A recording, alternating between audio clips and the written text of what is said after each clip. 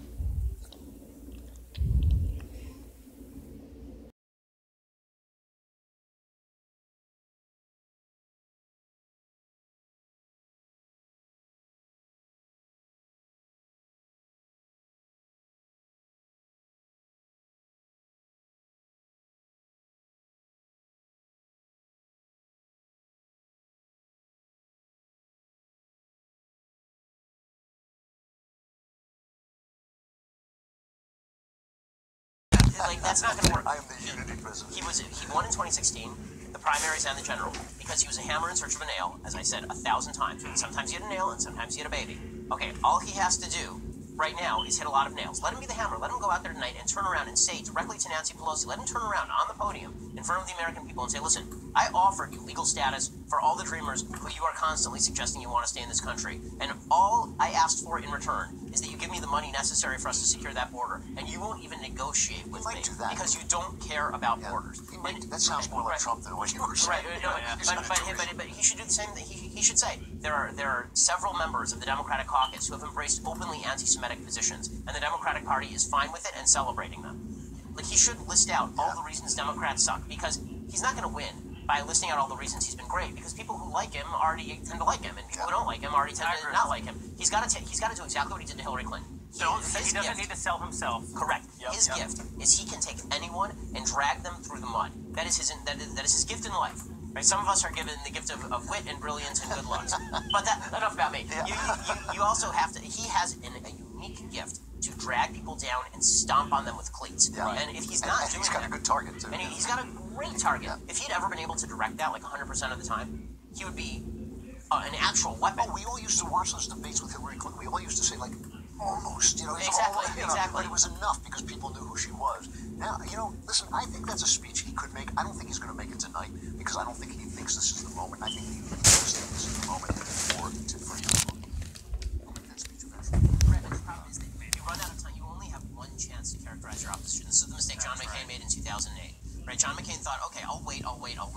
Last month's election, hey, by the way, this guy Barack Obama, pretty radical. He's like, well, wait a minute, I'm lying about this guy. You were saying, you were nice family. Right, exactly. You said that he's fine. Mitt Romney made the same mistake in 2012. It was Barack Obama, nice family guy, decent, moderate. I don't think he's crazy in any way. And then at the end of the election, it was, well, actually, this guy's pretty radical. He's got a bunch of crazy policies. Trump.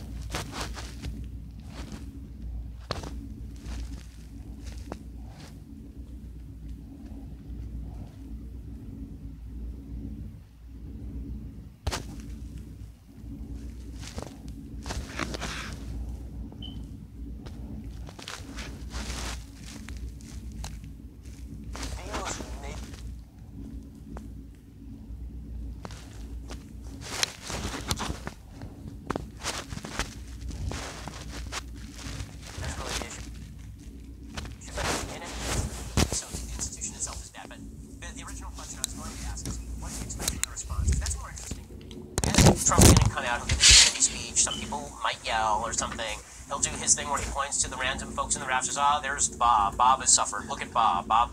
And then Bob just sits there and cries, and somebody hands him a handkerchief, like, oh, we all feel bad for Bob, don't we?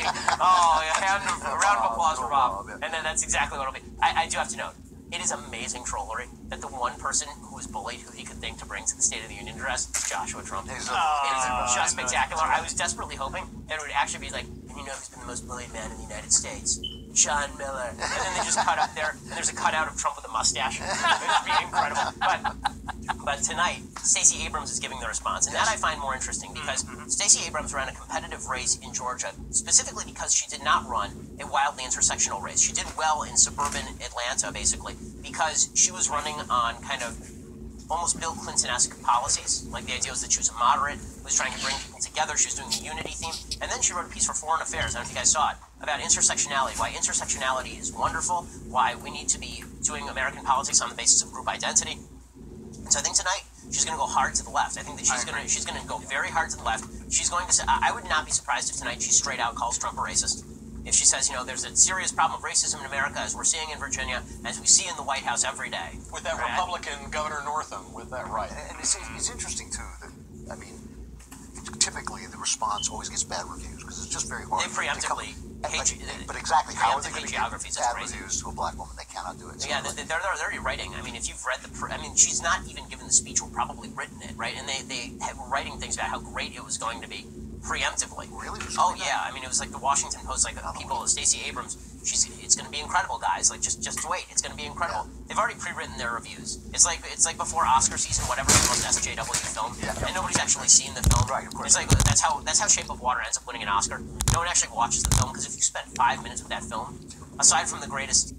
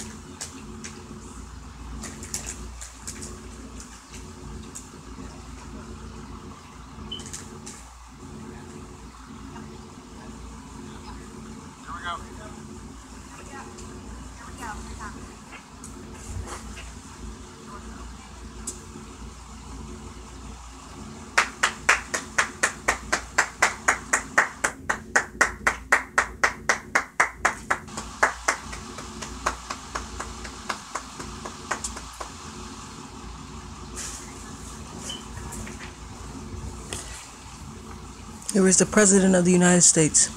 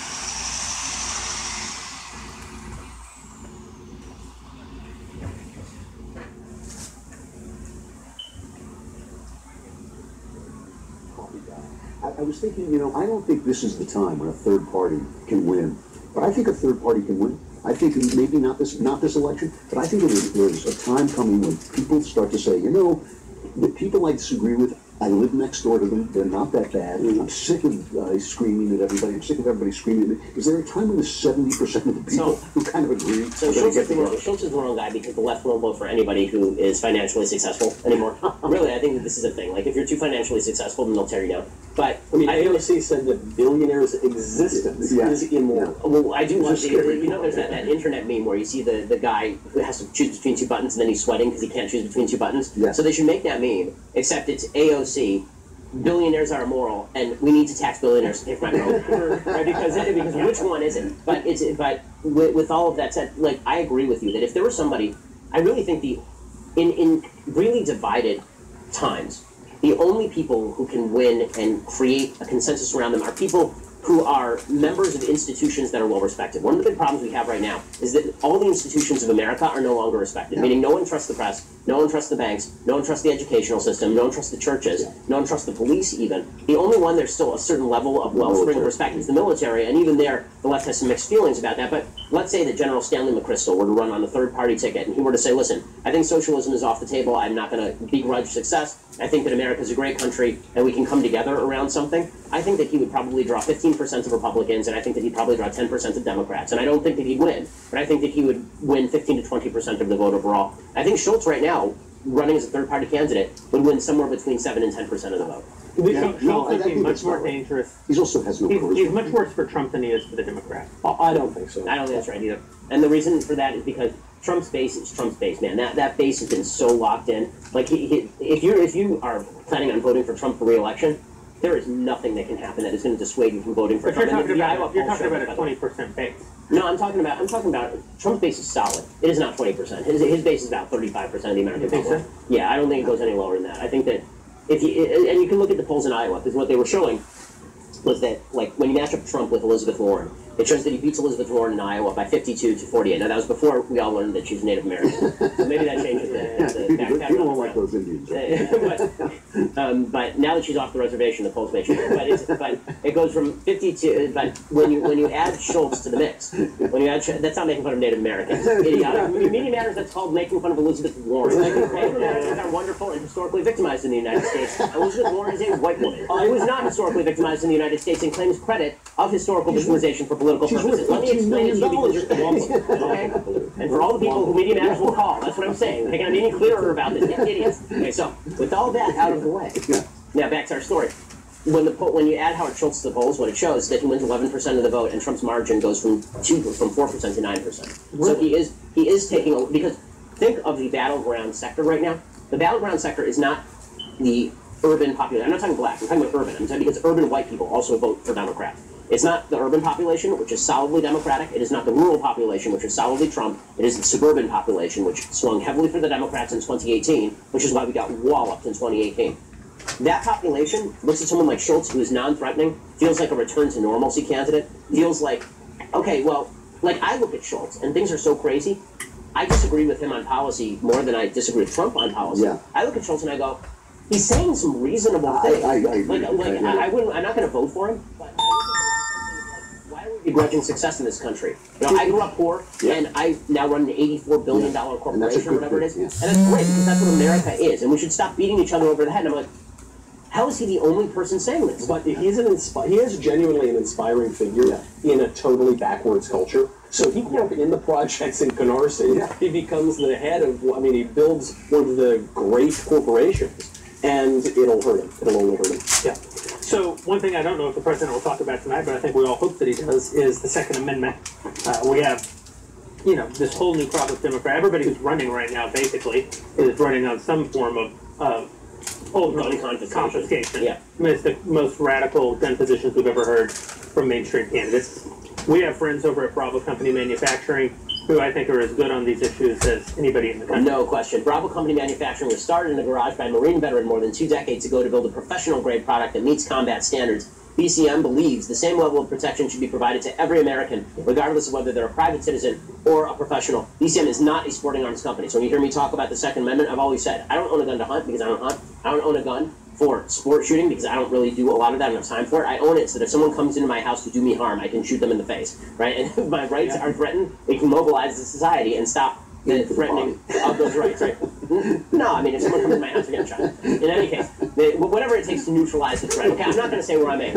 How about that? In any case, BCM, they believe that every rifle that comes out of their shop should be available to be used in a life or death situation. Every component of the BCM rifle is hand-assembled and tested by Americans to a life-saving standard, and they feel a moral responsibility to provide the tools that will not fail the user when it's not just a paper target, but somebody coming to do you harm. To learn more about Bravo Company Manufacturing, head on over to BravoCompanyMFG.com. You can discover more about their products, special offers, and upcoming news. That's BravoCompanyMFG.com. If you need more convincing, find out more about BCM at YouTube.com/BravoCompanyUSA. That is BravoCompanyMFG.com or YouTube.com/BravoCompanyUSA. I know the folks who run the company, they're really awesome folks. And again, these are people who are going to help save your life back. Will come to order.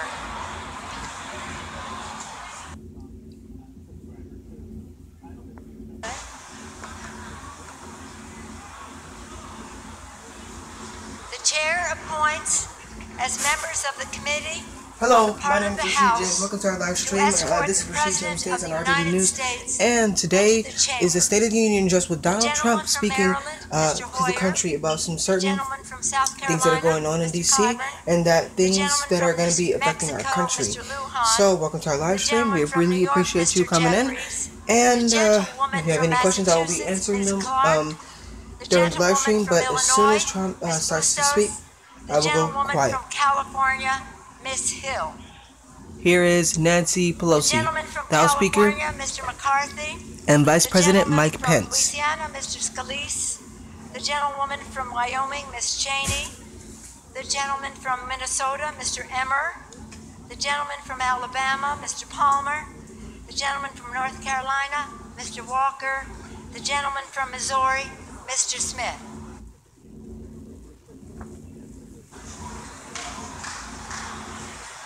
The President of the Senate, at the direction of that body, appoints the following senators as members of the committee on the part of the Senate to escort the President of the United States into the House chamber. The Senator from Kentucky, Mr. McConnell. The Senator from South Dakota, Mr. Thune. The Senator from Iowa, Mr. Grassley. The Senator from Wyoming, Mr. Barraza. The Senator from Missouri, Mr. Blunt. The Senator from Iowa, Ms. Ernest. The Senator from Indiana, Mr. Durbin. The Senator from Washington, Mrs. Murray. The Senator from Michigan, Ms. Stabenow. Ms. Klobuchar, and the Senator from Wisconsin, Ms. Baldwin.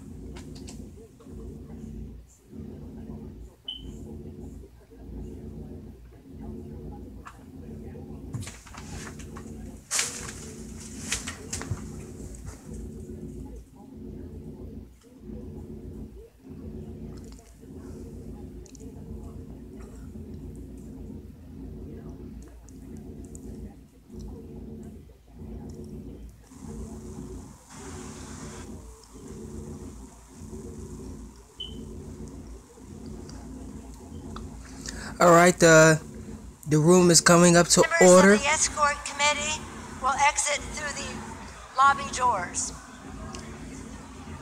I don't see where that one is.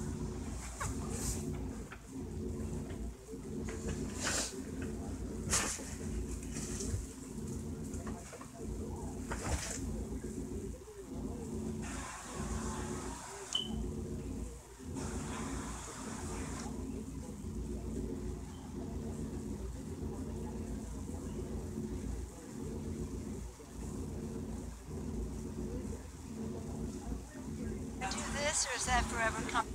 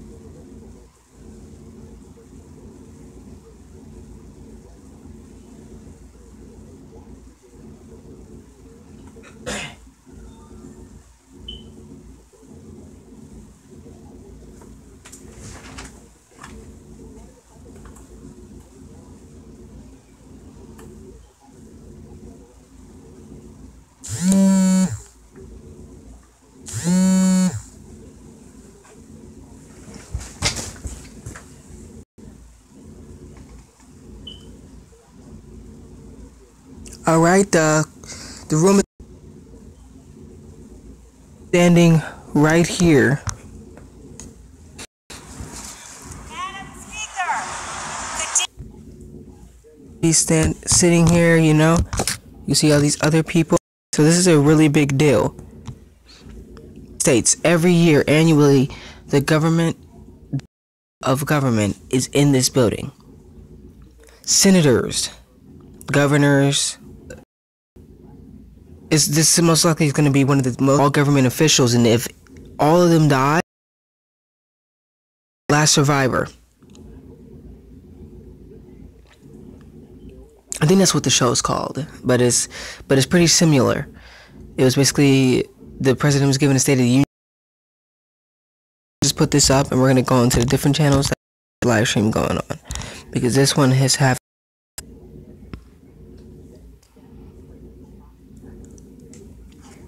Hopefully this one doesn't have a logo on it.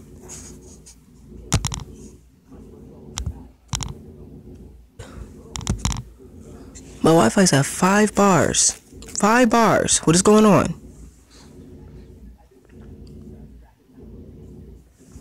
Let's see this. Okay. A lot of these people are just going. Oh, C-SPAN has really good ones because they don't have logos on theirs most of the time.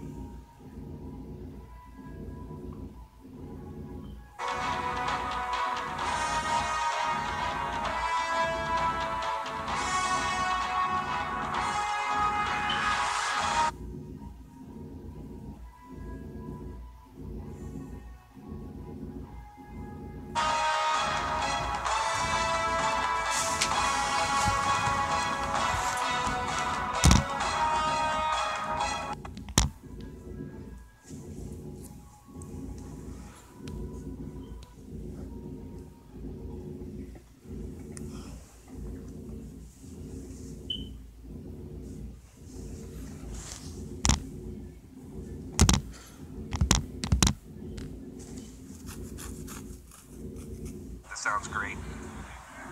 But I still need more. I need cameras. I need equipment so that I can go out and keep doing these protest interviews and you know, take Antifa to task. I need your help for that.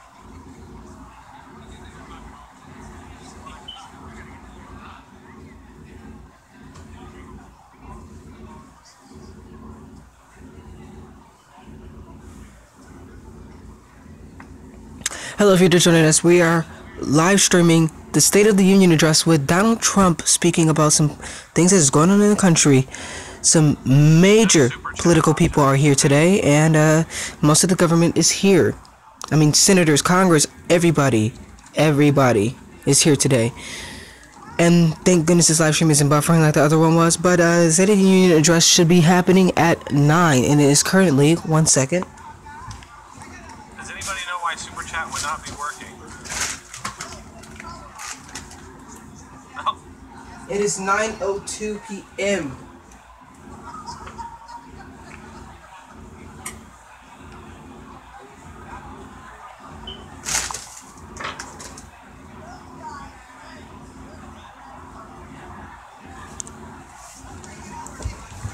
So like I said, some major government officials here. As you can see, Melania Trump is already here. Guys, I'm just looking to see why this would be.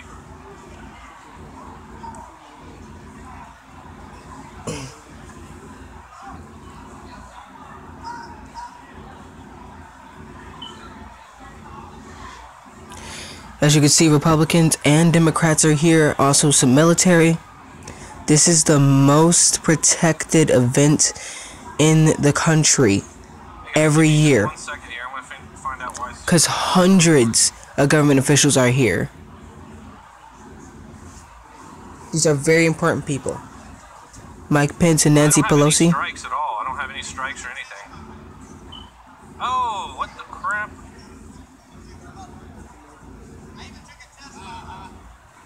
They look very bored there. It looks like some tension is going on there. Melania is smiling. She's enjoying the moment. She's also just waiting patiently. She's not talking to anyone. I don't know what happened.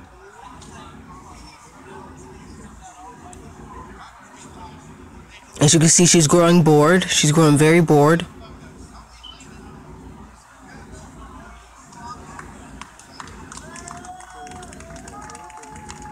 Alright.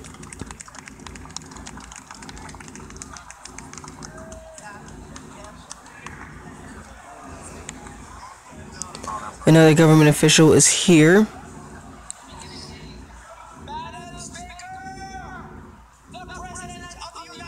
The President of the United States is here. Round of applause, please. The President of the United States.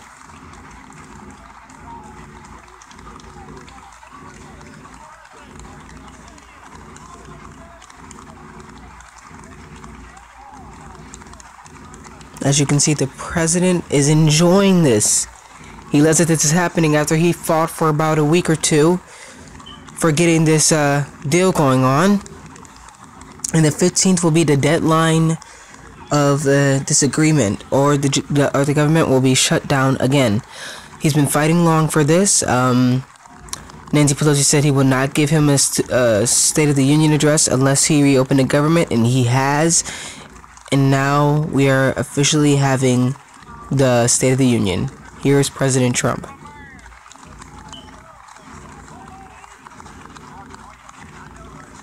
Just phenomenal.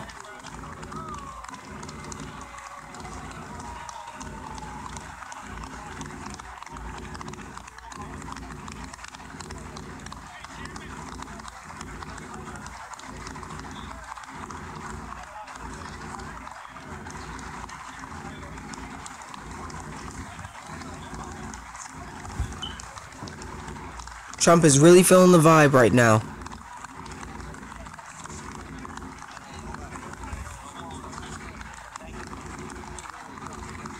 As he is shaking so many political people. Even the people who don't support him, he's just shaking their hands. Because he has much respect for them, no matter what political party they are in. He is the president. As you can see, the military is here. Generals, colonels, very high positions in militaries here, and veterans.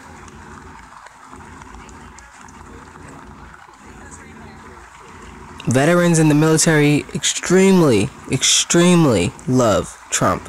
Here he is on the podium. Here he is.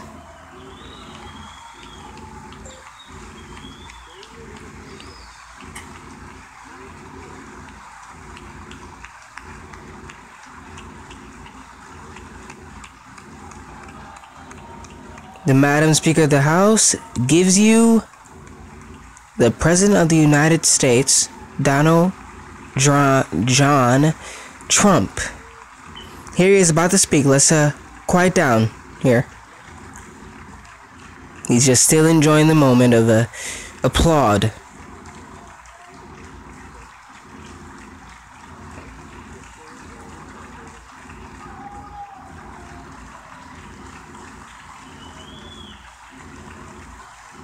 They love him. You see, opponent people. I think Bernie Sanders is hating on him. I think he's talking smack. I think he is. As you've seen, Ben Carson was there too. Many people that we've seen in the past few years. Alright, so the applaud is growing quiet. Alright. Here is the President of the United States. I keep saying that. They're still applauding. They love this guy. As you can see, Marco Rubio and some others.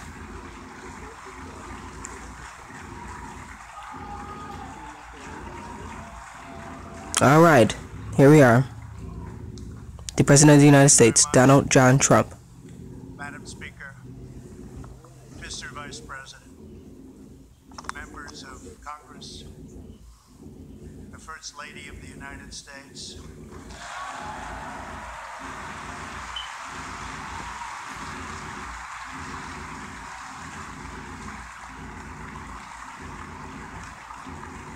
there goes Melania.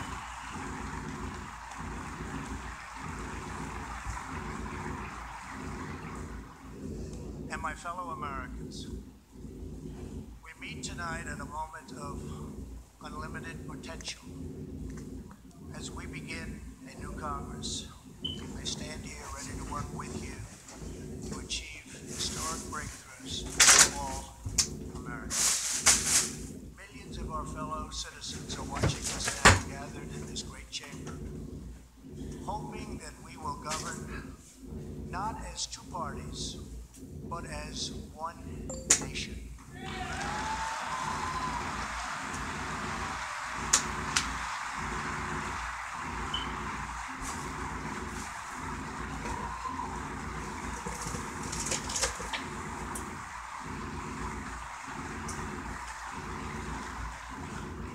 The agenda I will lay out this evening is not a Republican agenda or a Democrat agenda. It's the agenda of the American people. Many of us have campaigned on the same core promises to defend American jobs and demand fair trade for American workers, to rebuild and revitalize our nation's infrastructure, to reduce the price of health care and prescription drugs, to create an immigration system that is safe, lawful, modern, and secure, and to pursue a foreign policy that puts America's interest first. There is a new opportunity in American politics if only we have the courage together to seize it.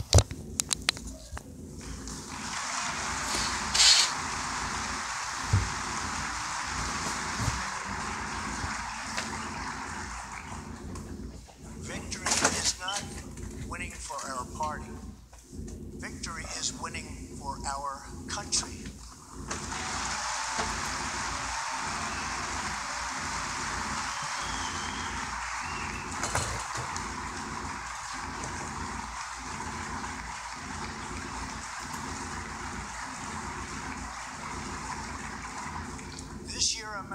will recognize two important anniversaries that show us the majesty of America's mission and the power of American pride.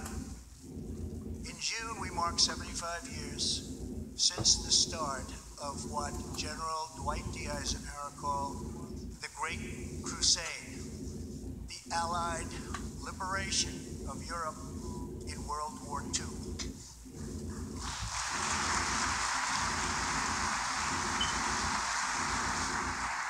On D-Day, June 6, 1944, 15,000 young American men jumped from the sky and 60,000 more stormed in from the sea to save our civilization from tyranny. Here with us tonight are three of those incredible heroes. Private First Class Joseph Riley, Staff Sergeant Irving Locker, and Sergeant Herman Zaitchek.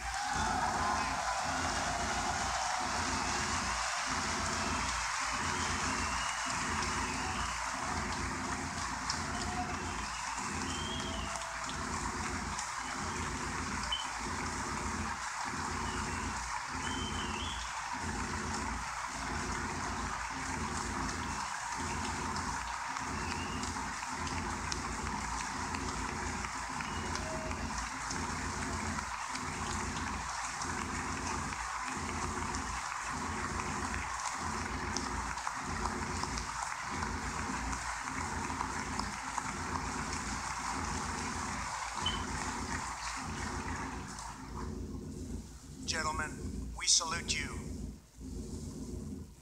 In 2019, we also celebrate 50 years since brave young pilots flew 250,000 miles through space to plant the American flag on the face of the moon.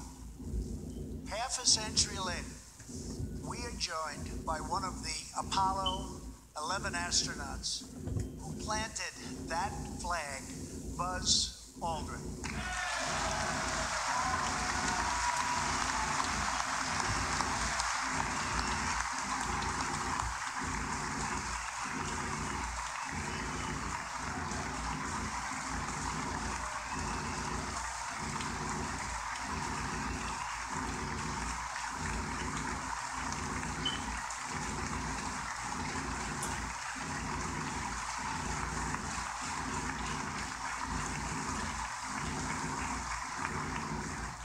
Thank you, Buzz. This year, American astronauts will go back to space on American rockets.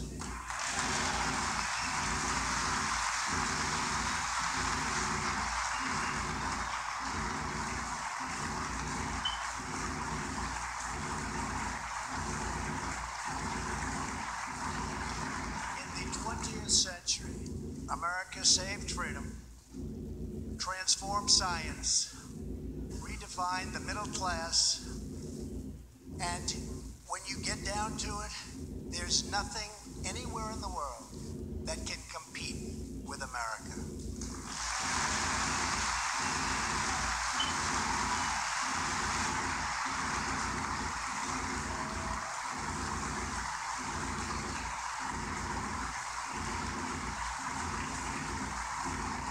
Now we must step boldly and bravely into the next chapter of this great American adventure.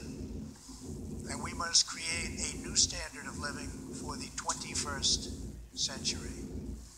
An amazing quality of life for all of our citizens is within reach.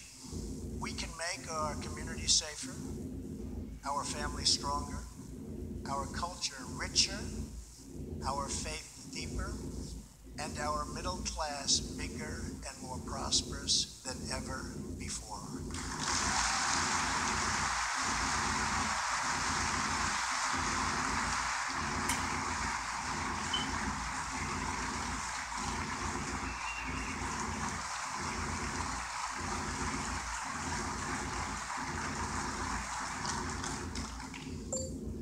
But we must reject the politics of revenge, resistance, and retribution, and embrace the boundless potential of cooperation, compromise, and the common good.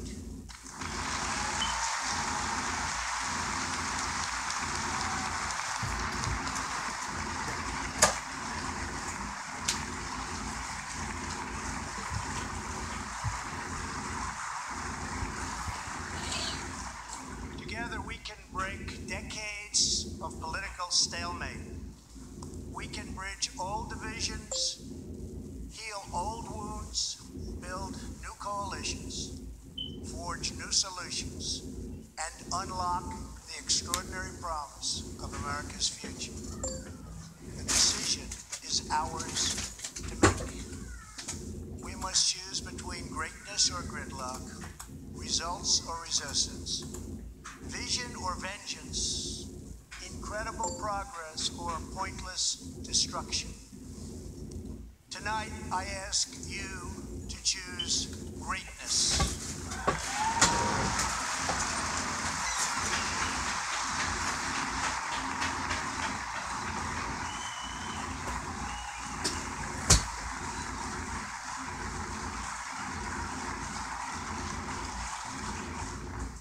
Over the last 2 years, my administration has moved with urgency and historic speed to confront problems neglected by leaders of both parties over many decades. In just over 2 years since the election, we have launched an unprecedented economic boom, a boom that has rarely been seen before. There's been nothing like it. We have created 5.3 million new jobs, and importantly added 600,000 new manufacturing jobs, something which almost everyone said was impossible to do. But the fact is, we are just getting started.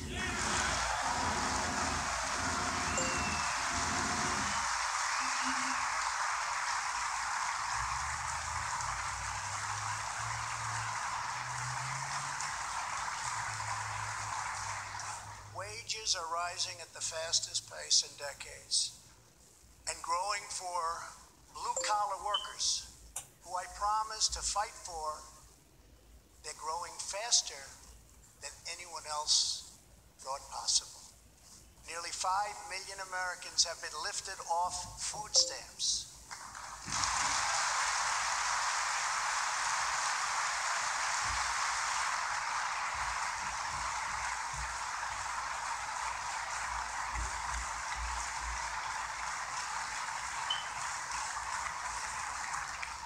The U.S. economy is growing almost twice as fast today as when I took office.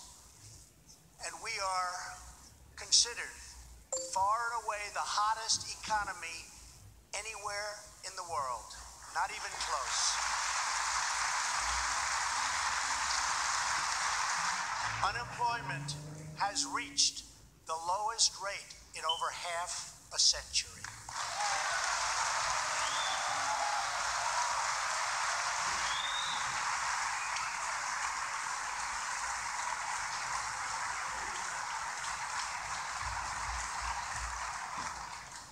African American, Hispanic American, and Asian American unemployment have all reached their lowest levels ever recorded.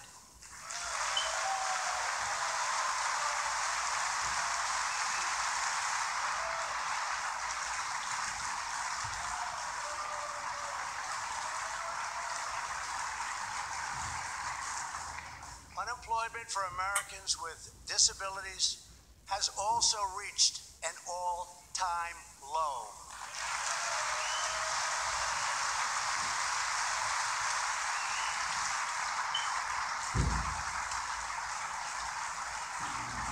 More people are working now than at any time in the history of our country. 157 million people at work.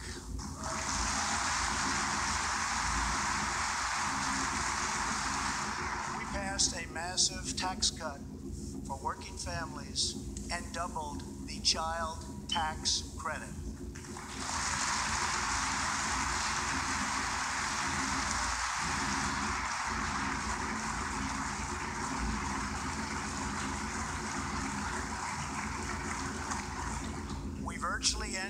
estate tax, or death tax, as it is often called, on small businesses, for ranches, and also for family farms.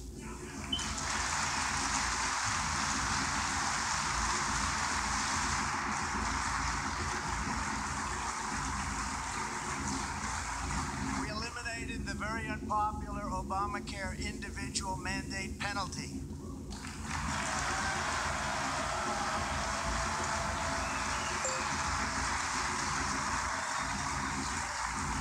And to give critically ill patients access to life-saving cures. We passed, very importantly, right to try.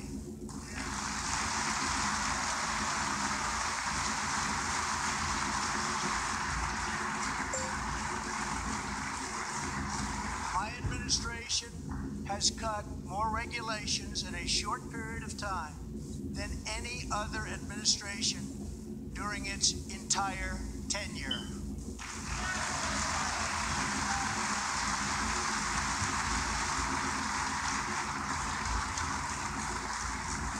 Companies are coming back to our country in large numbers, thanks to our historic reductions in taxes and regulations.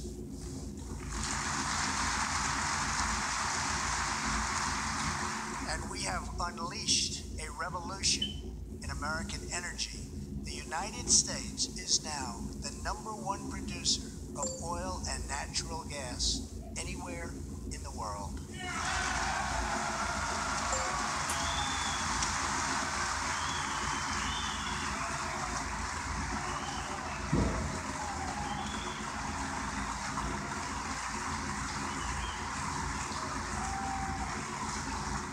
And now, for the first time in 65 years, we are a net exporter of energy.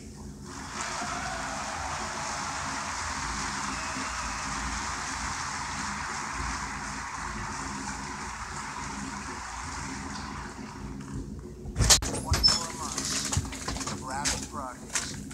Our economy is the envy of the world. Our military is the most powerful on earth.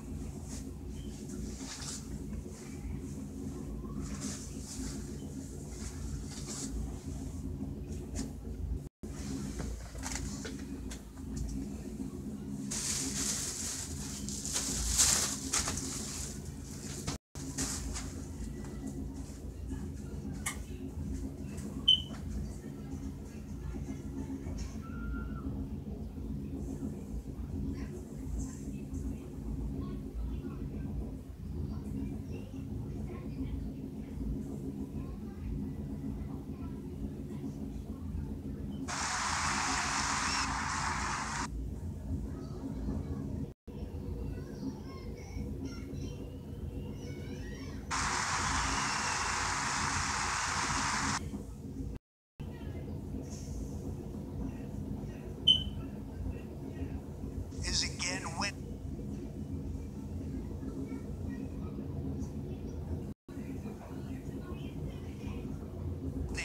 each and every day.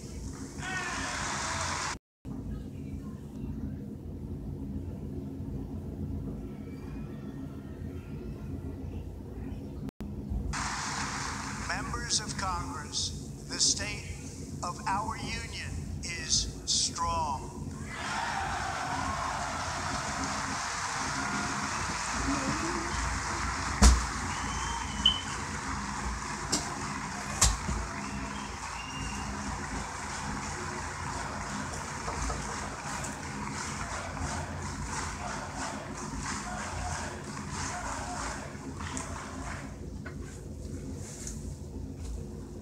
That sounds so good.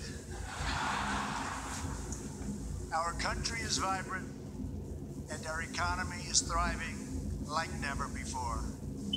On Friday, it was announced that we added another 304,000 jobs last month alone, almost double the number expected.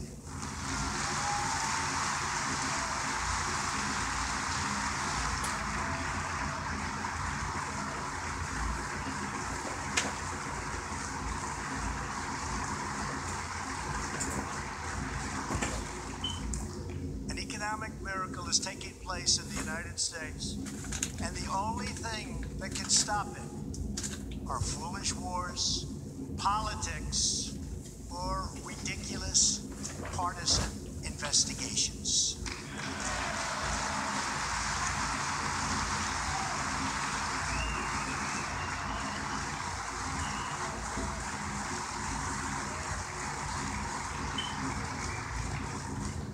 If there is going to be peace and legislation, there cannot be war and investigation.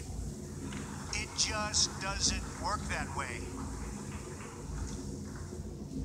We must be united at home to defeat our adversaries abroad. This new era of cooperation can start with finally confirming the more than 300 highly qualified nominees who are still stuck in the Senate, in some cases years and years waiting. Not right.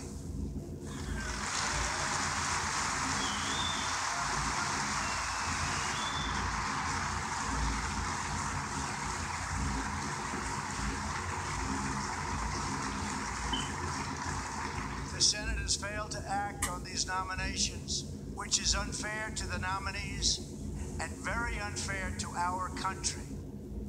Now is the time for bipartisan action. Believe it or not, we have already proven that that's possible. In the last Congress, both parties came together to pass unprecedented legislation to confront the opioid crisis, a sweeping new farm bill, historic VA reforms, and after 4 decades of rejection, we passed VA accountability so that we can finally terminate those who mistreat our wonderful veterans.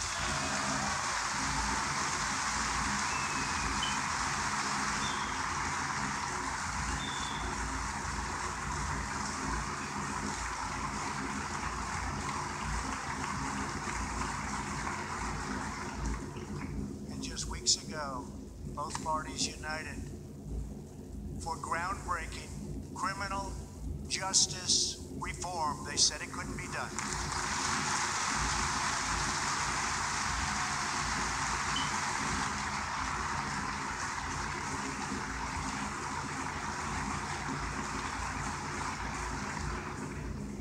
Last year, I heard through friends the story of Alice Johnson. I was deeply moved. In 1997, Alice was sentenced to life in prison as a first-time nonviolent drug offender. Over the next 22 years, she became a prison minister, inspiring others to choose a better path. She had a big impact on that prison population and far beyond. Alice's story underscores the disparities and unfairness that can exist in criminal sentencing and the need to remedy this total injustice. She served almost that 22 years and had expected to be in prison for the remainder of her life. In June, I commuted Alice's sentence. When I saw Alice's beautiful family greet her at the prison gates, hugging and kissing and crying and laughing, I knew I did something right. Alice is with us tonight, and she is a terrific woman. Terrific. Alice, please.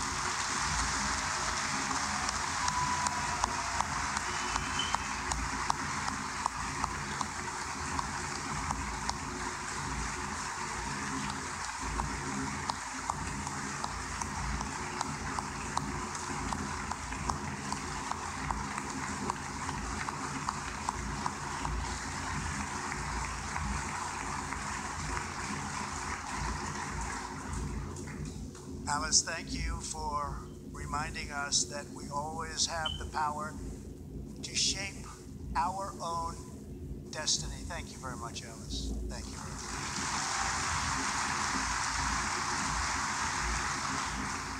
Inspired by stories like Alice's, my administration worked closely with members of both parties to sign the First Step Act into law.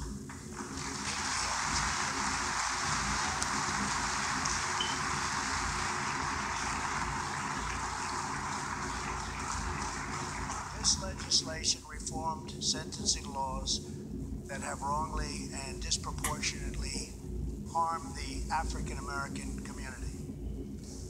The First Step Act gives nonviolent offenders the chance to re-enter society as productive, law-abiding citizens. Now states across the country are following our lead. America is a nation that believes in redemption. We are also joined tonight by Matthew Charles from Tennessee. In 1996, at the age of 30, Matthew was sentenced to 35 years for selling drugs and related offenses. Over the next 2 decades, he completed more than 30 Bible studies, became a law clerk, and mentored many of his fellow inmates.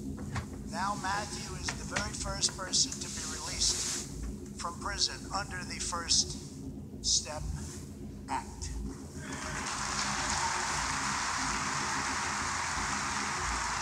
Matthew, please.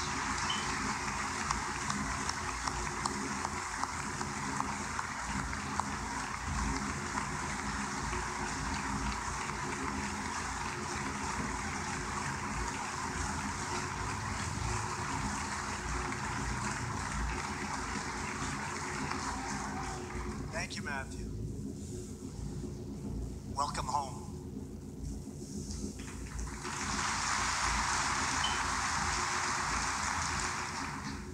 Now, Republicans and Democrats must join forces again to confront an urgent national crisis. Congress has 10 days left to pass a bill that will fund our government, protect our homeland, and secure our very dangerous southern border. Now is the time for Congress to show the world that America is committed to ending illegal immigration and putting the ruthless coyotes, cartels, drug dealers, and human traffickers out of business.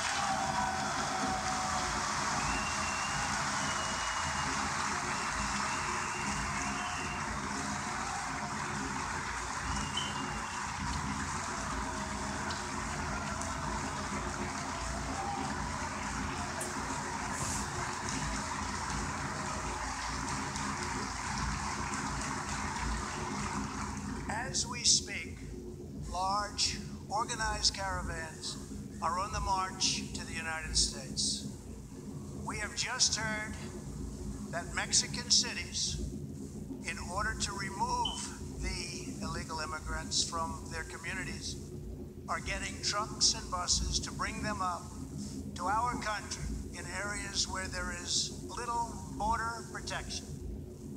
I have ordered another 3,750 troops to our southern border to prepare for this tremendous onslaught. This is a moral issue. The lawless state of our southern border is a threat to the safety, security, and financial well-being of all America. We have a moral duty to create an immigration system that protects the lives and jobs of our citizens. This includes our obligation to the millions of immigrants living here today who followed the rules and respected our laws. Legal immigrants enrich our nation and strengthen our society in countless ways.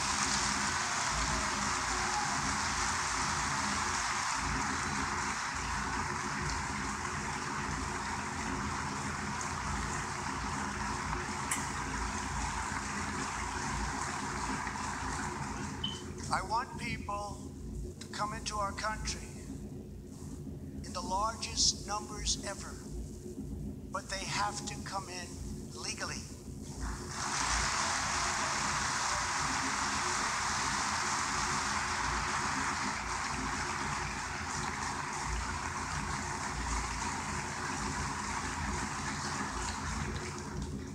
Tonight I am asking you to defend our very dangerous southern border out of love and devotion to our fellow citizens and to our country. No issue better illustrates the divide between America's working class and America's political class than illegal immigration. Wealthy politicians and donors push for open borders while living their lives behind walls and gates and guards.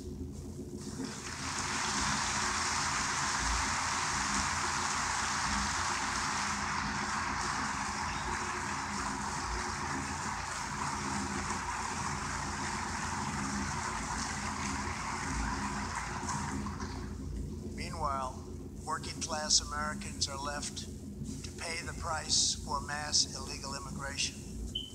Reduced jobs, lower wages, overburdened schools, hospitals that are so crowded you can't get in, increased crime, and a depleted social safety net. Tolerance for illegal immigration is not compassionate. It is actually very cruel.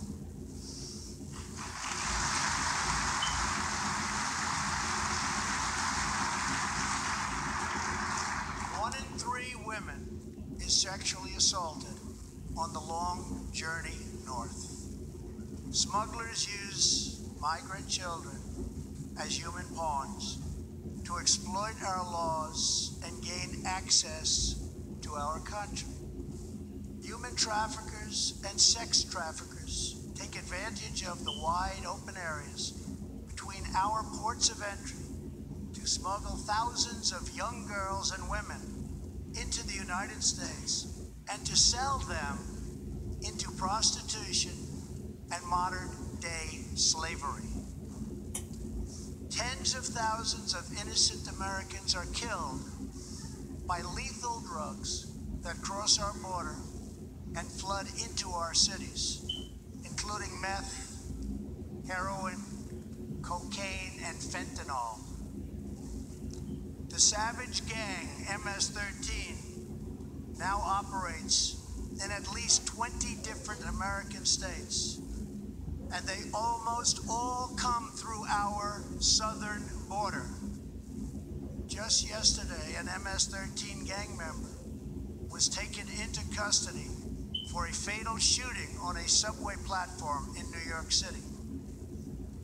We are removing these gang members by the thousands, but until we secure our border, they're going to keep streaming right back in.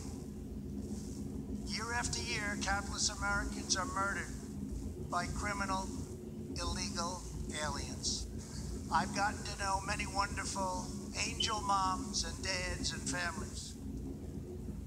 No one should ever have to suffer the horrible heartache that they have had to endure. Here tonight is Deborah Bissell. Just 3 weeks ago, Deborah's parents, Gerald and Sharon, were burglarized and shot to death in their Reno, Nevada home by an illegal alien. They were in their 80s and are survived by 4 children, 11 grandchildren, and 20 great-grandchildren. Also here tonight are Gerald and Sharon's granddaughter, Heather, and great-granddaughter, Madison. To Deborah, Heather, Madison, please stand. Few can understand your pain. Thank you, and thank you for being here. Thank you very much.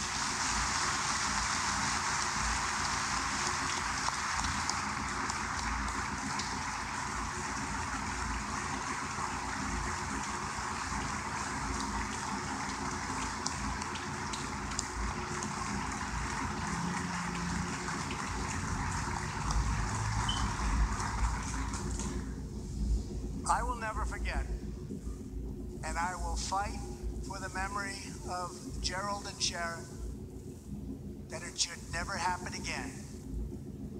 Not one more American life should be lost because our nation failed to control its very dangerous border. In the last 2 years, our brave ICE officers made 266,000 arrests of criminal aliens, including those charged or convicted of nearly 100,000 assaults, 30,000 sex crimes, and 4,000 killings or murders. We are joined tonight by one of those law enforcement heroes, ICE Special Agent Elvin Hernandez. When Elvin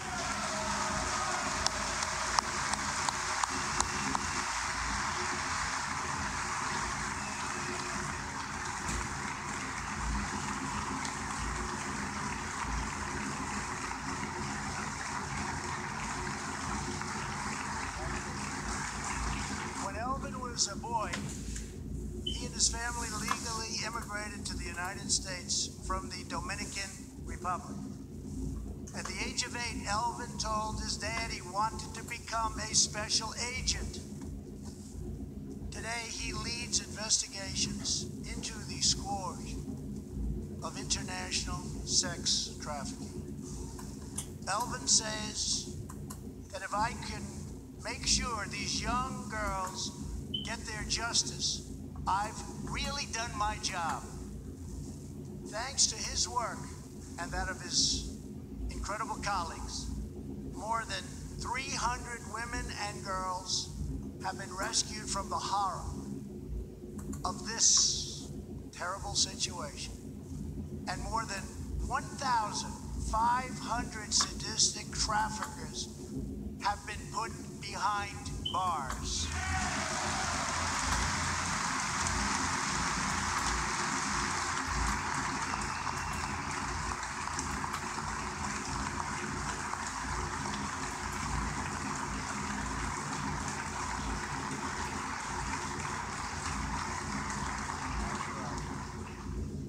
We will always support the brave men and women of law enforcement. And I pledge to you tonight that I will never abolish our heroes from ICE. Thank you.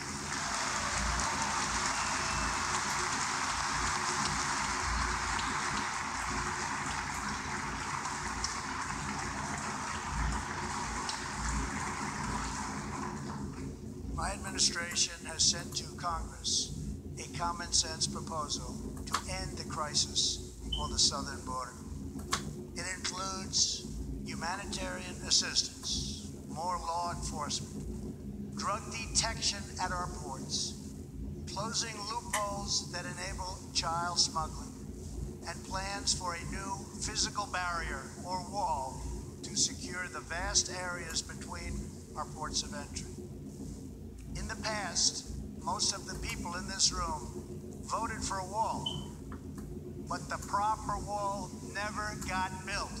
I will get it built.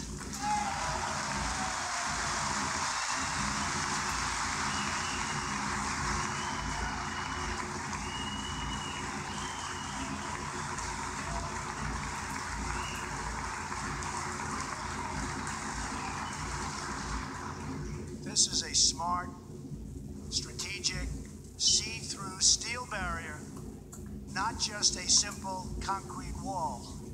It will be deployed in the areas identified by the border agents as having the greatest need.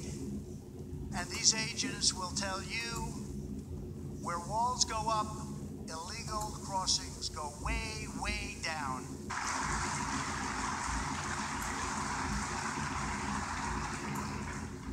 San Diego used to have the most illegal border crossings in our country. In response, a strong security wall was put in place. This powerful barrier almost completely ended illegal crossings. The border city of El Paso, Texas, used to have extremely high rates of violent crime, one of the highest in the entire country, and considered one of our nation's most dangerous cities.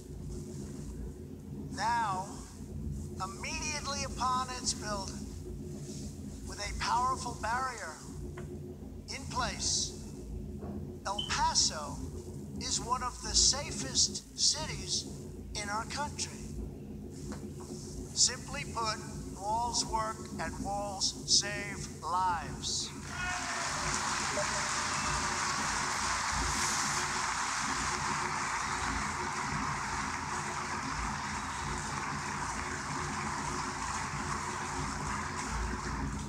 So let's work together, compromise, and reach a deal that will truly make America safe. As we work to defend our people's safety, we must also ensure our economic resurgence continues at a rapid pace. No one has benefited more from our thriving economy than women, who have filled 58% of the newly created jobs last year.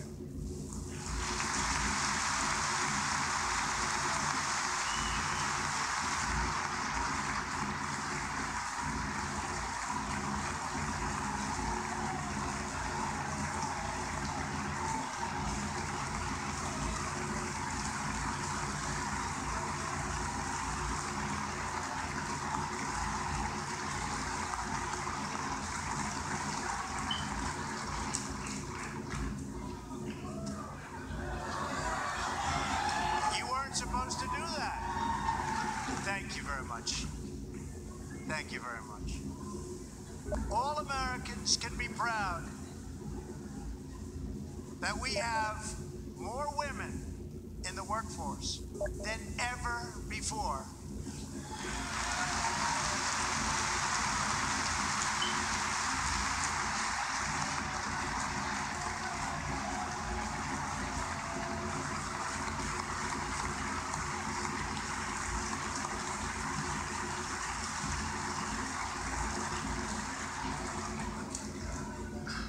Don't sit yet. You're gonna like this. And exactly 1 century after Congress passed the constitutional amendment giving women the right to vote, we also have more women serving in Congress than at any time before.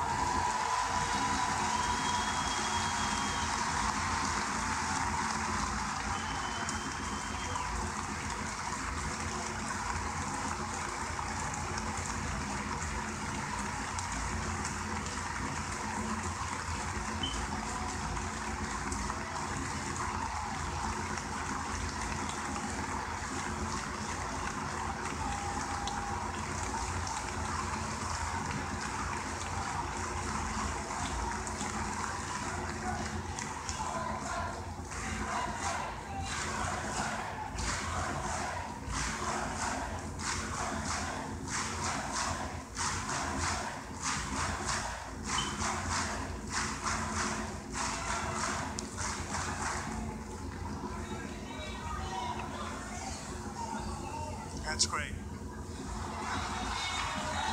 Very good. And congratulations. That's great. As part of our commitment to improving opportunity for women everywhere, this Thursday, we're launching the first ever government-wide initiative focused on economic empowerment for women in developing countries. To build on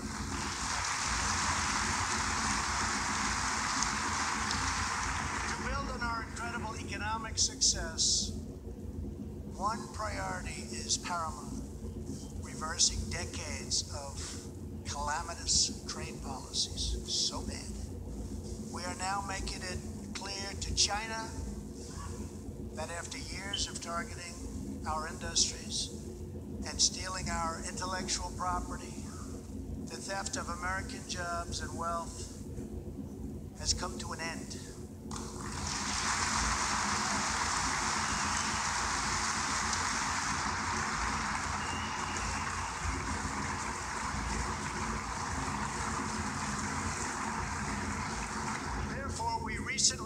imposed tariffs on $250 billion of Chinese goods, and now our treasury is receiving billions and billions of dollars.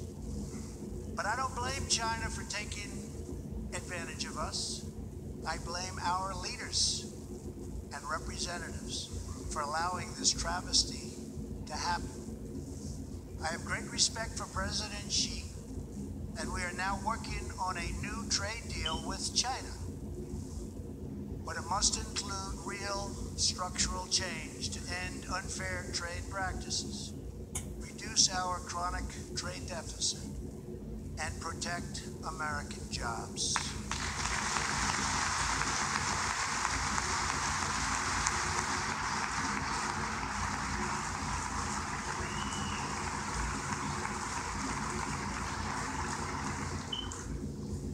Another historic trade blunder was the catastrophe known as NAFTA. I have met the men and women of Michigan, Ohio, Pennsylvania, Indiana, New Hampshire, and many other states whose dreams were shattered by the signing of NAFTA. For years, politicians promised them they would renegotiate for a better deal, but no one ever tried until now. Our new U.S.-Mexico-Canada agreement, the USMCA, will replace NAFTA and deliver for American workers like they haven't had delivered to for a long time. I hope you can pass the USMCA into law so that we can bring back our manufacturing jobs in even greater numbers, expand American agriculture, protect intellectual property, and ensure that more cars are proudly stamped with our 4 beautiful words, made in the USA.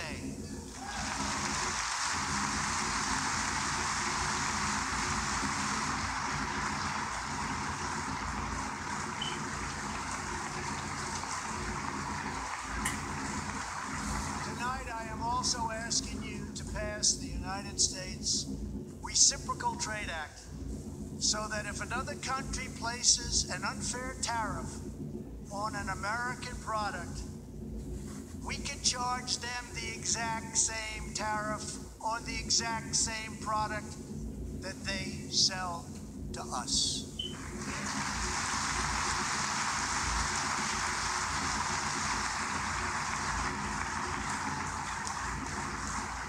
Both parties should be able to unite for a great rebuilding of America's crumbling infrastructure.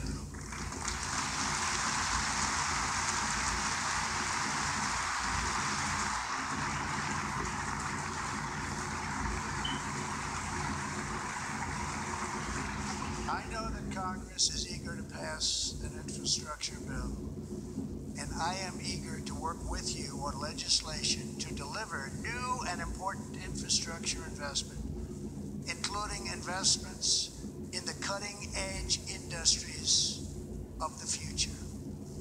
This is not an option. This is a necessity.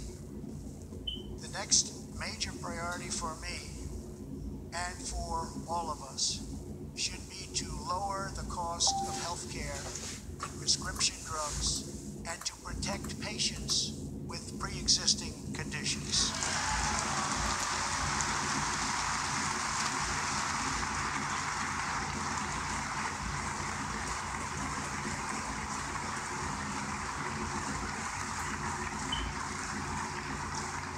Already as a result of my administration's efforts in 2018, drug prices experienced their single largest decline in 46 years.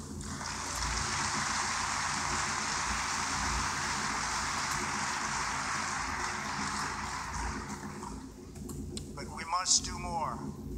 It's unacceptable that Americans pay vastly more than people in other countries for the exact same drugs, often made in the exact same place. This is wrong, this is unfair, and together we will stop it. It will stop it fast.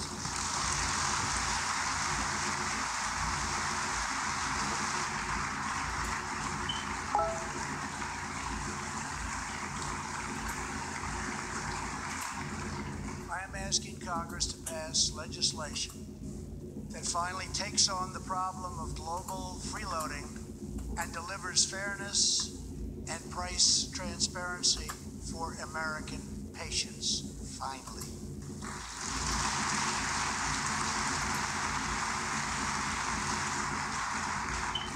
We should also require drug companies, insurance companies, and hospitals to disclose real prices to foster competition and bring costs way down.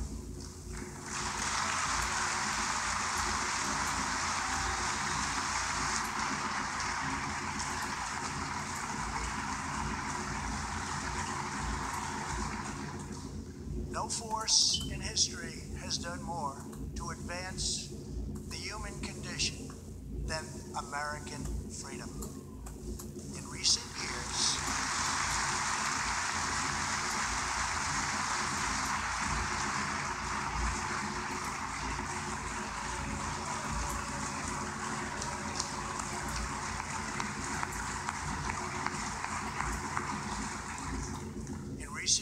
we have made remarkable progress in the fight against HIV and AIDS.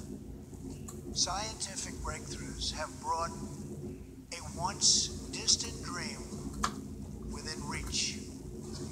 My budget will ask Democrats and Republicans to make the needed commitment to eliminate the HIV epidemic in the United States within 10 years. We have made incredible strides, incredible.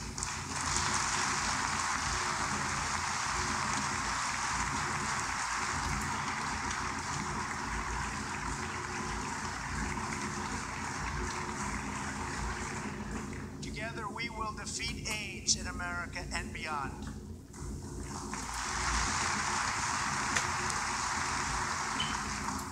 Tonight I am also asking you to join me in another fight that all Americans can get behind, the fight against childhood cancer.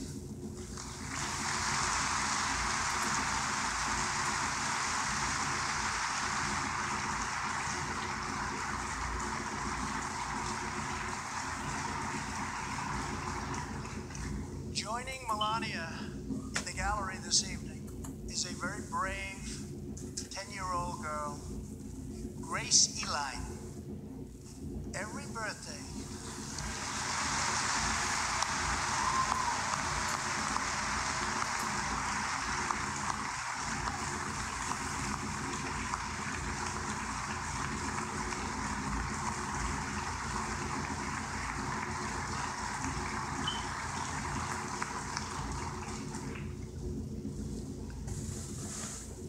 hi, Grace. Every birthday since she was 4, Grace asked her friends to donate to St. Jude's Children's Hospital. She did not know that one day she might be a patient herself. That's what happened. Last year, Grace was diagnosed with brain cancer. Immediately, she began radiation treatment. At the same time, she rallied her community and raised more than $40,000 for the fight against cancer.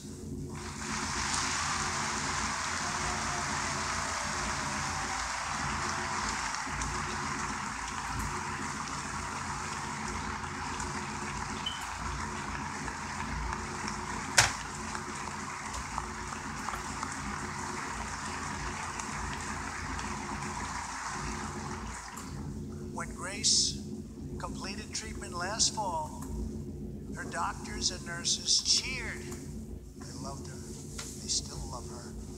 With tears in their eyes, as she hung up a poster that read, "Last day of chemo."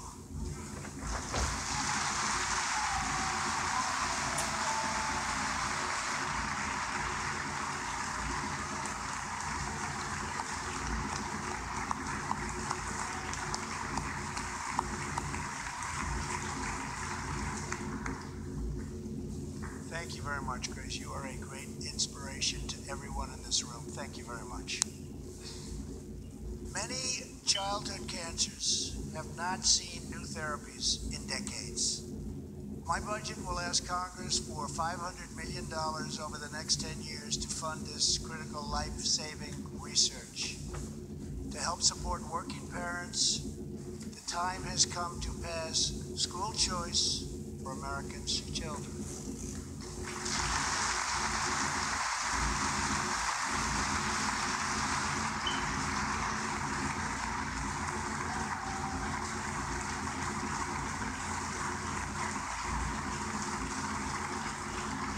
So proud to be the first president to include in my budget a plan for nationwide paid family leave so that every new parent has the chance to bond with their newborn child.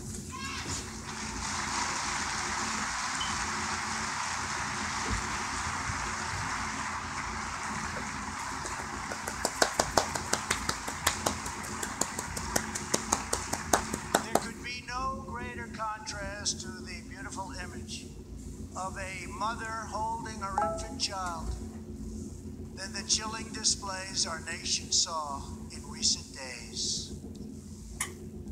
Lawmakers in New York cheered with delight upon the passage of legislation that would allow a baby to be ripped from the mother's womb moments from birth. These are living, feeling, beautiful babies who will never get the chance to share their love and their dreams with the world. And then we had the case of the governor of Virginia, where he stated he would execute a baby after birth. To defend the dignity of every person, I am asking Congress to pass legislation to prohibit the late-term abortion of children who can feel pain in the mothers.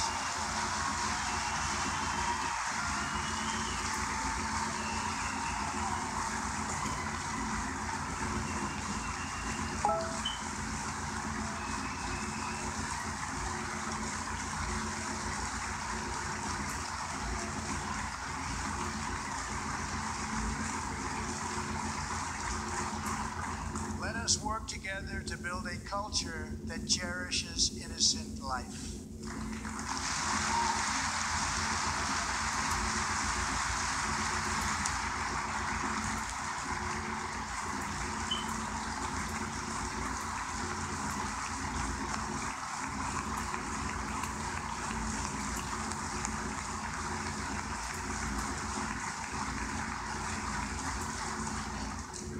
And let us reaffirm a fundamental truth. All children, born and unborn, are made in the holy image of God. The final part of my agenda is to protect American security. Over the last 2 years, we have begun to fully rebuild the United States military with $700 million last year and $716 million this year. We are also getting other nations to pay their fair share. Finally,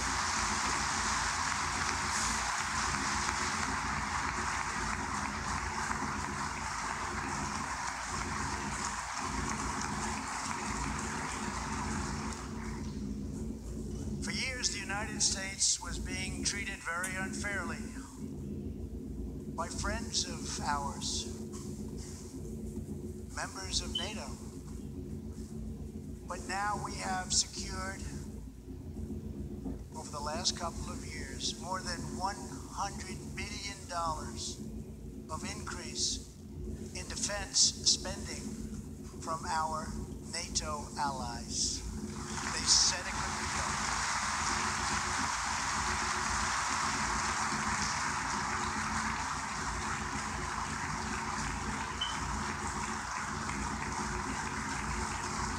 As part of our military buildup, the United States is developing a state-of-the-art missile defense system. under my administration, we will never apologize for advancing America's interests.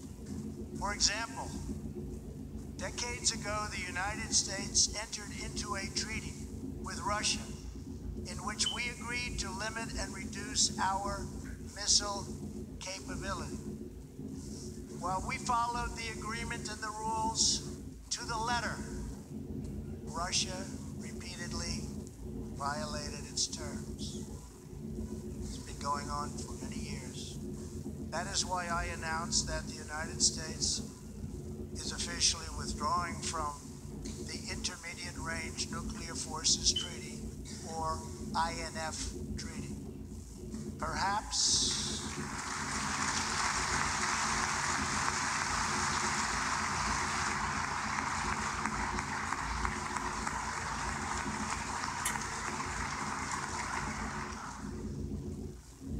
we really have no choice. Perhaps we can negotiate a different agreement, adding China and others. Or perhaps we can't, in which case we will outspend and out-innovate all others by far.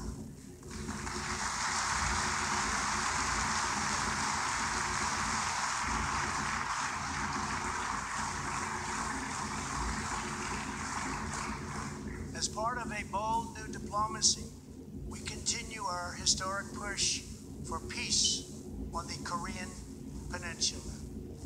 Our hostages have come home.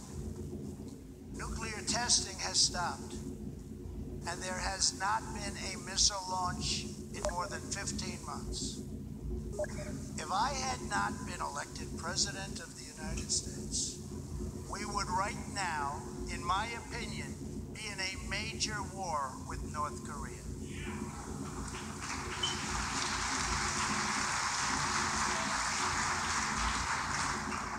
Much work remains to be done, but my relationship with Kim Jong-un is a good one. Chairman Kim and I will meet again on February 27th and 28th in Vietnam.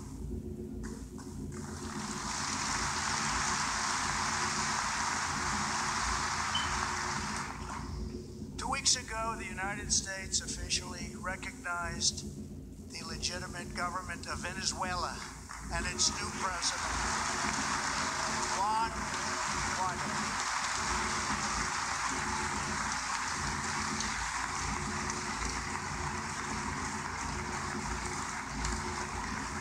We stand with the Venezuelan people in their noble quest for freedom, and we condemn the brutality of the Maduro regime, whose socialist policies have turned that nation from being the wealthiest in South America into a state of abject poverty and despair.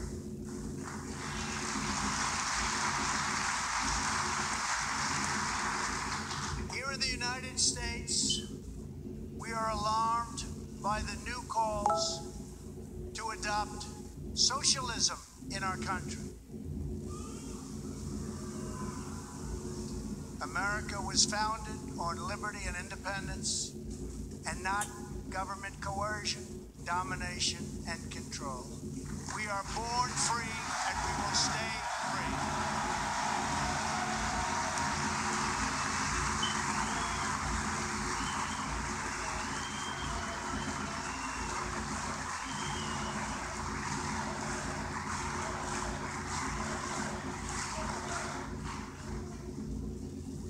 Tonight, we renew our resolve that America will never be a socialist country.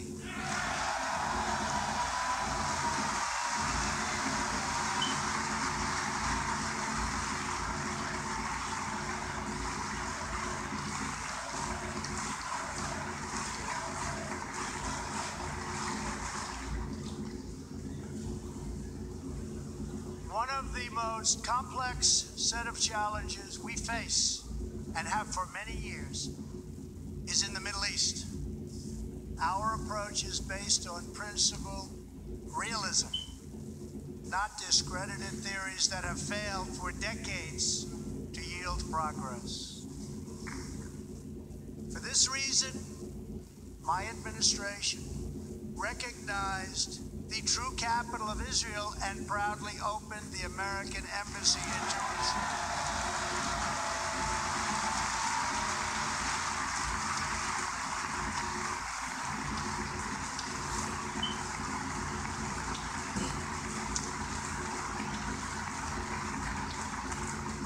Our brave troops have now been fighting in the Middle East for almost 19 years. In Afghanistan and Iraq, nearly 7,000 American heroes have given their lives. More than 52,000 Americans have been badly wounded. We have spent more than $7 trillion in fighting wars in the Middle East. As a candidate for president, I loudly pledged a new approach. Great nations do not fight endless wars.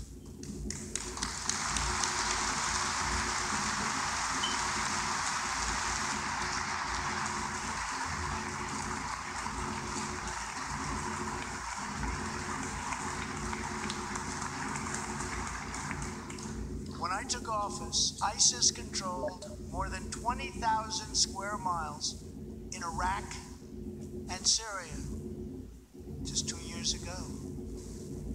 Today we have liberated virtually all of the territory from the grip of these bloodthirsty monsters.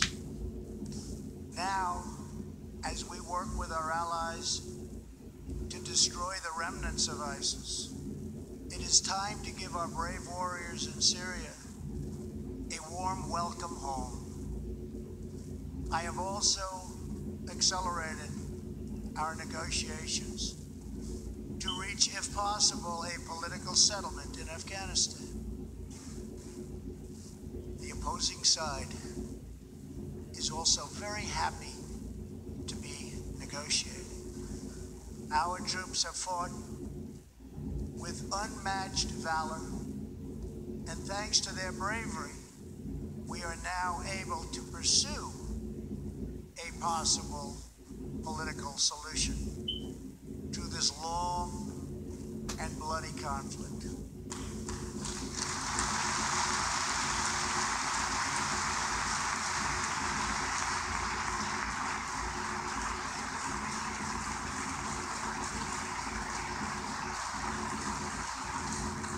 In Afghanistan, my administration is holding constructive talks with a number of Afghan groups, including the Taliban.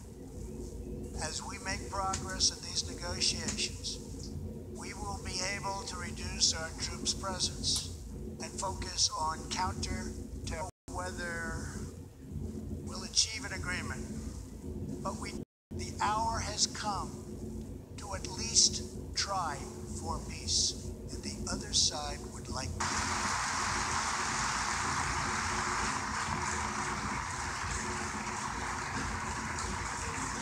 Above all, friend and foe alike must never doubt this nation's power and will to defend our people. 18 years ago, violent terrorists attacked the USS Cole, and last month, American forces killed one of the leaders of that attack.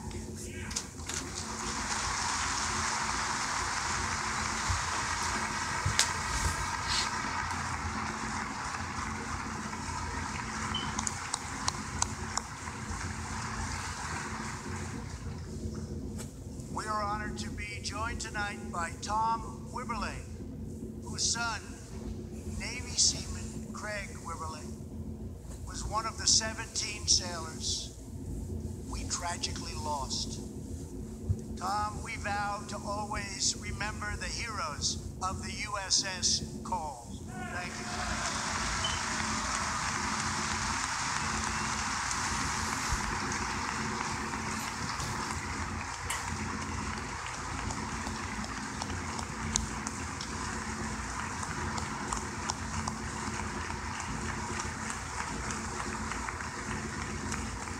My administration has acted decisively to confront the world's leading state sponsor of terror, the radical regime in Iran. It is a radical regime. They do bad, bad things. To ensure this corrupt dictatorship never acquires nuclear weapons, I withdrew the United States from the disastrous Iran nuclear deal.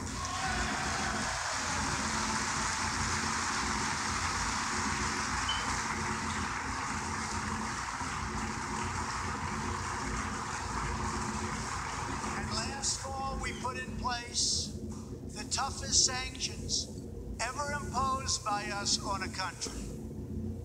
We will not avert our eyes from a regime that chants death to America and threatens genocide against the Jewish people.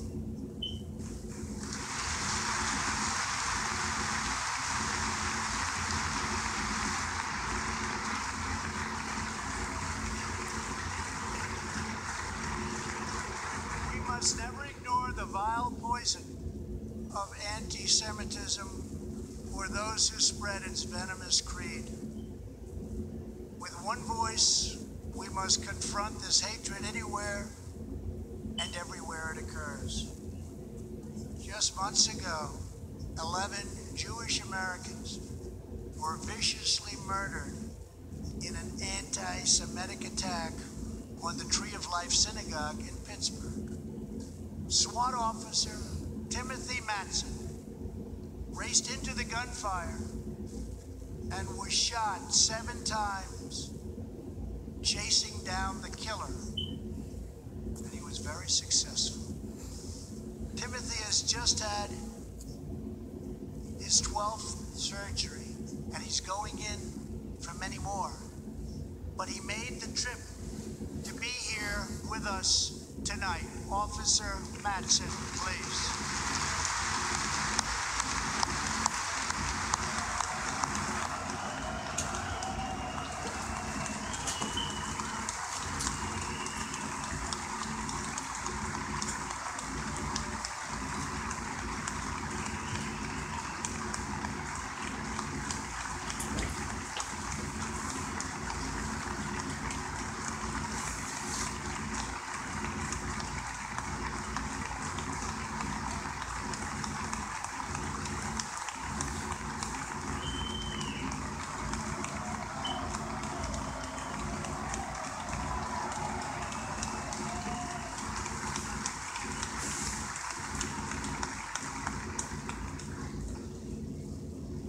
Thank you. We are forever grateful. Thank you very much.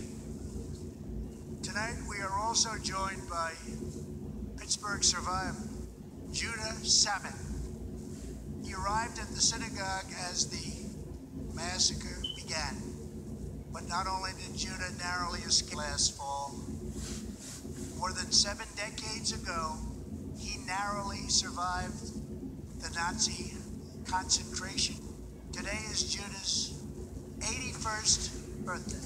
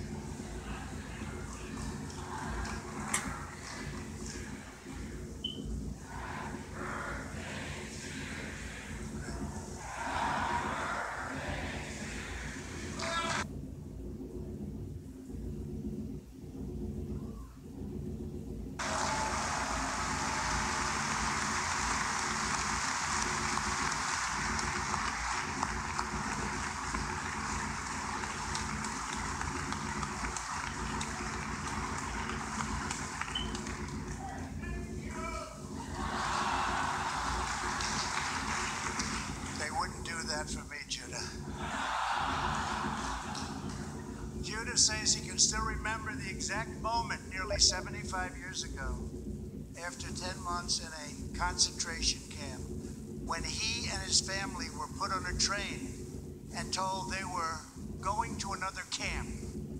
Suddenly, the train screeched to a very strong halt. A soldier appeared.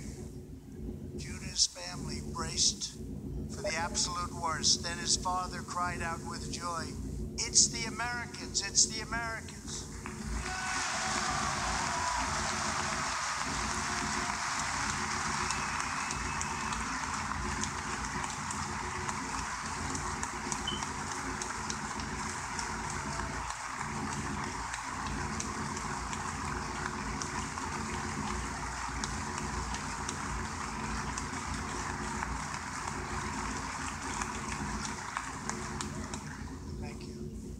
Second Holocaust survivor who was here tonight, Joshua Kaufman, was a prisoner at Dachau. He remembers watching through a hole in the wall of a cattle car as American soldiers rolled in with tanks.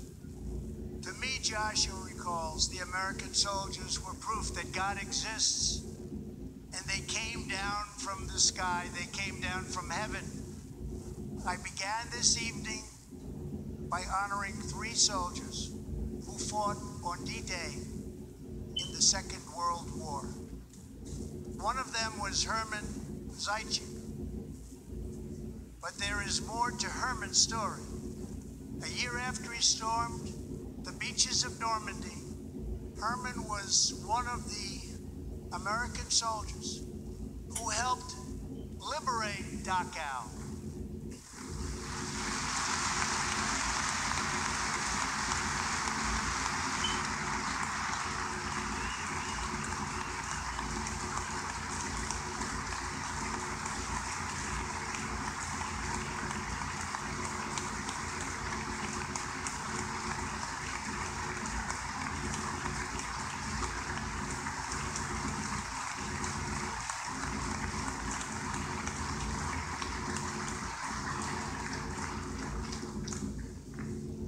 Was one of the Americans who helped rescue Joshua from that hell on earth.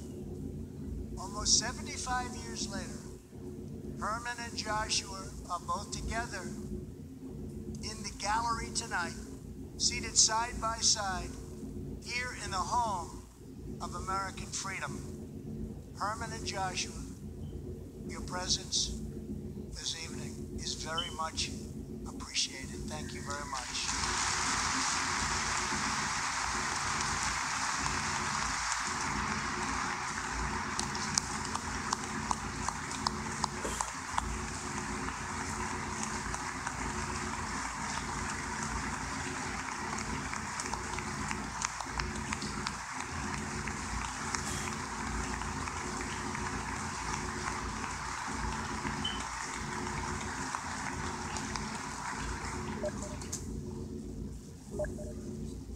Thank you.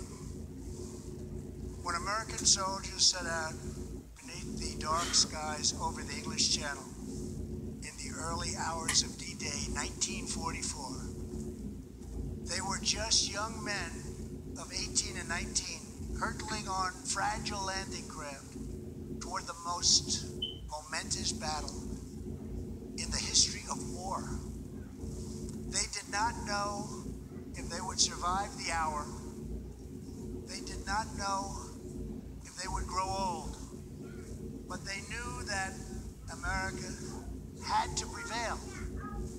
Their cause was this nation and generations yet unborn.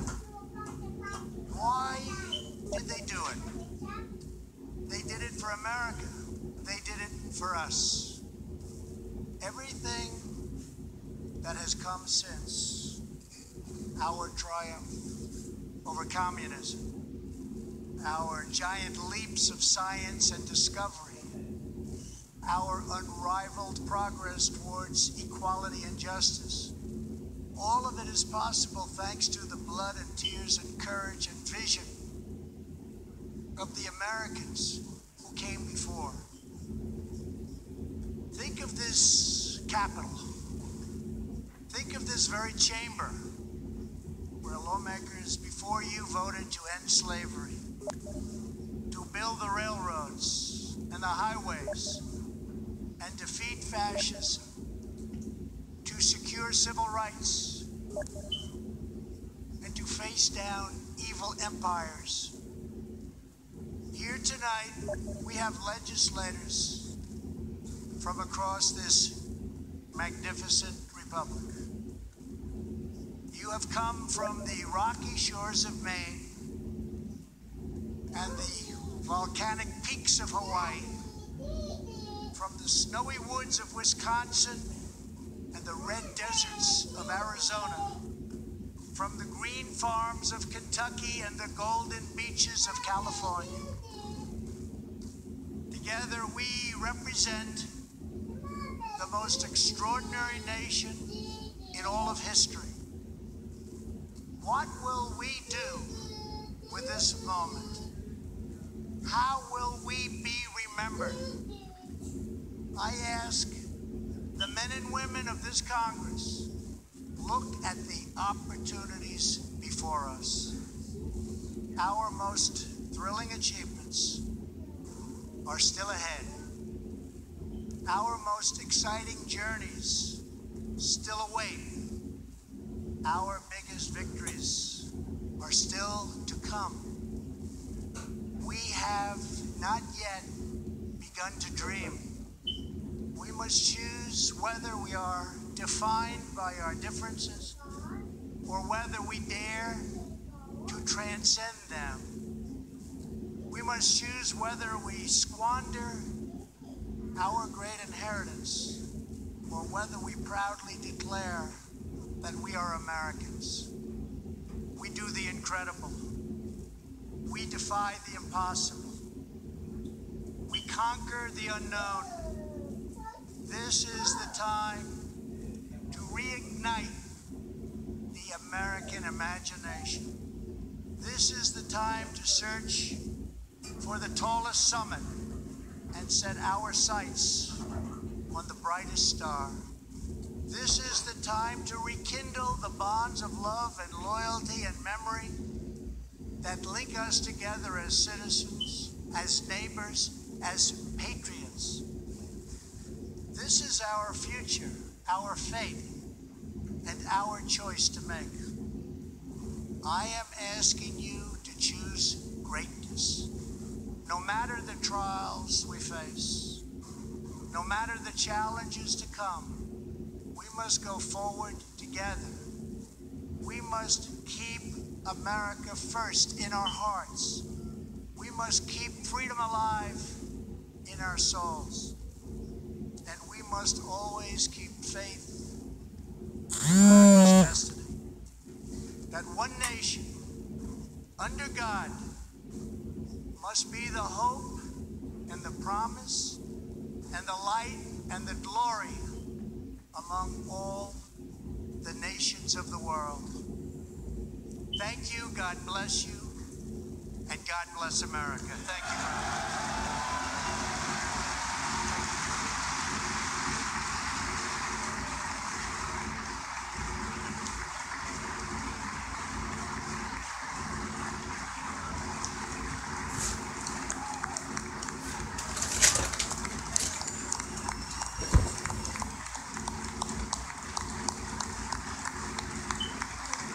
Alright, the president has just spoken.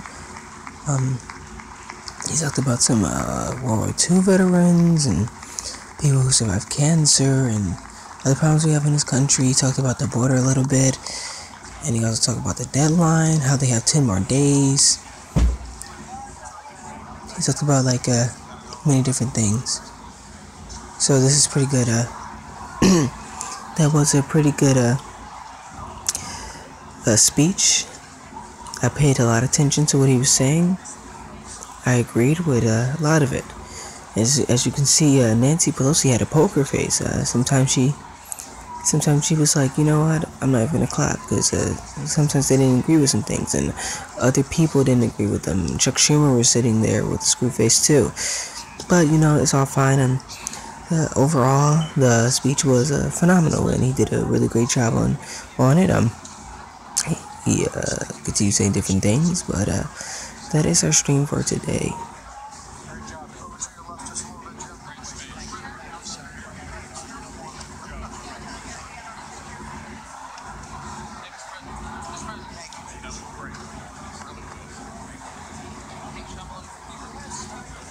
Alright, you are watching Rashid James on the Rashid James Day channel. This is RJD News, and you've been watching the State of the Union address from President Trump. Overall, that was a really good speech. Secret Service really hates the media, as you can see. The media is trying to, you know, get him to say something on the recorders, and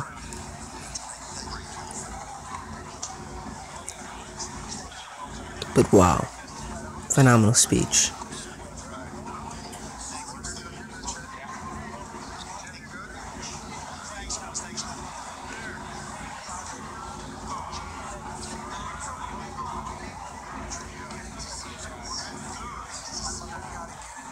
As you can see, so many politicians were here, and others who were honorary guests, veterans and generals, and World War II veterans is pretty good, because there's not a lot of World War II veterans still alive. And he also talked about the women's suffrage movement and how it's been 100 years. I just realized that the 19th Amendment was passed in 1919. And it's been 100 years that this law has been passed that women can vote. So that he's explained that. And he also just explained about women's rights, and he talked about the problems we have in our communities. He talked about cancer and other diseases out there, which is killing people. And then he started talking about World War II. That was one of his last topics. And then he gave us that good feel about our country. So, I think this nationalism is going to be the thing that will keep our country on a good path. He also talked about his relations with Kim Jong-un. I talked to my friends about Kim Jong-un earlier this morning. I said if Trump was not president, we will probably be in war already. And as soon as he said that during his speech, I was like, "Oh, there we go." If you see me, I was in awe, because I said this morning. I said we would be in horrific chaos if Trump was not president, because he made good relations with Vladimir Putin. He also made good relations with Xi Jinping. He made good relations with Kim Jong-un, especially Kim Jong-un. And this was one of the leading threat of the United States, and Trump is working with him. So like he said, he will be meeting with him on February 23rd or 25th. I forgot, but I'm gonna look it back up, you know what I'm saying? But wait, let me just do this. So Trump did really good, I believe. He did a really good job. I'm not gonna end the live stream yet. So we've been on for 2 hours. But yeah, when he explained about the women's suffrage movement, that was pretty good. I liked that part. Some other things were actually really good, what he said. So overall, the speech was great. I think Nancy Pelosi for letting him give his speech. Finally. But like I said, going back to that thing where he's meeting with Kim Jong-un on the 23rd or 25th in Vietnam. So that's a pretty good place to meet. Also, I'm glad that they're meeting again. So it wasn't just a one-time thing last year. Now they're meeting again, and we're going to be live streaming it. You know, some other times we tried to do a video of Vladimir Putin and Donald Trump doing theirs, but I didn't have enough space on my phone and stuff, so I didn't want to do that. But now we'll be able to do it because we'll be live streaming it. And hopefully I won't be at school on February 25th or February 23rd, whatever he said. Hopefully I won't be at school. And hopefully I will be able to live stream this, because this is going to be a pretty good meeting.